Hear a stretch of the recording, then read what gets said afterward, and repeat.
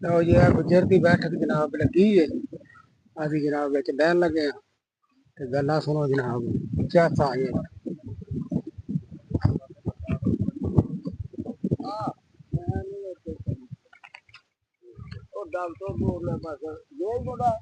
हाँ हुण मैं ख्या लै जा ते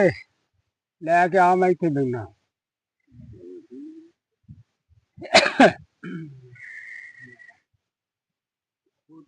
फिर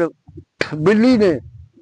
करतब सिखाए तो सके खाला आपको आपने ये कर तो सारे सवाल बिल्कुल सिखाया दे खान पे आ तो क्या खाला आपने आपको ये करतब क्या है क्यों नहीं सिखाया हो सका ये सिखाती थी जान कैसे बिचाती एक गल पाएदार वो बराबर टूट गया बाहर बाबा जी वो गल सुनाए अकल वाला बंदा गल परख लेन अकल वाला बंदा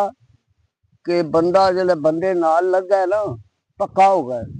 उन्होंने समझी छुरा छुरे वाल ध्यान रखे प्यार मुहब्बत नाल बंदा मरदा उज नहीं मरना सारा हरवा किया उन्होंने आख्या बंदा प्यार ना मरदा लाल लगा ना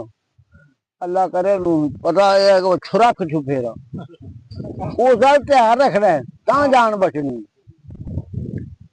इतने 15-16 बंदे हैं पग पे पीने मैं कहे भी पीने मैं भी पी जाऊँ मैं पीती मैनू पग चढ़ गई। वो सारे 15-16 बंदे हसन मैं आख्या मलकल मौत आ गई कुल खुबल्लाहु अहद अल्लाह हुस्समद लम यलिद वलम यूलद वलम यकुल लहू कुफुवन अहद पढ़ी जाऊं। मैनू कहंदे के दिल चा नहीं मैं आख्या जी मेरे दिल चा ने चाह पीना वो चाह नहीं प्याली वो भखया फिर भी पढ़ी आवा उन्हें करना ही पार मैं जाना कुछ अं टुर के पार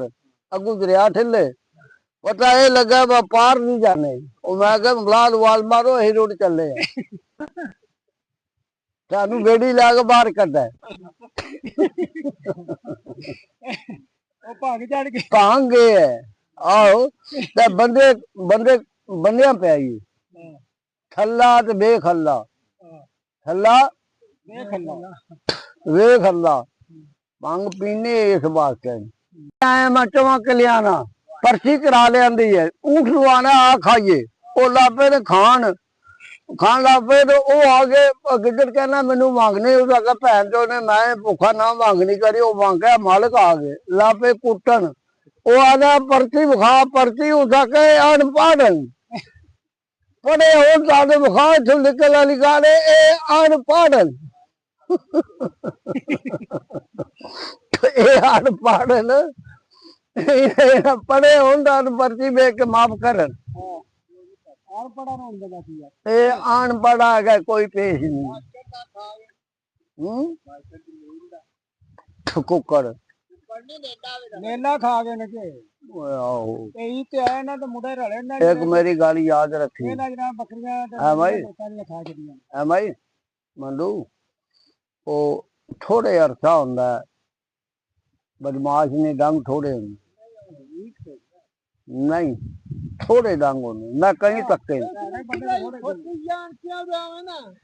बड़े बड़े बदमाश तके ना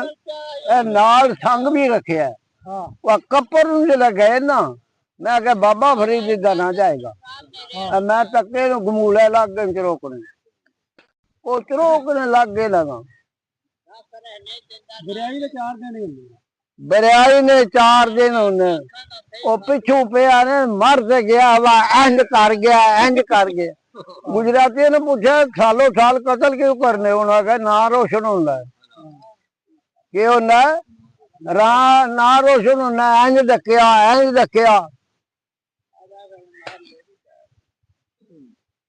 क्या लगा उसको जान छड़ा गैल को नसण की गल कर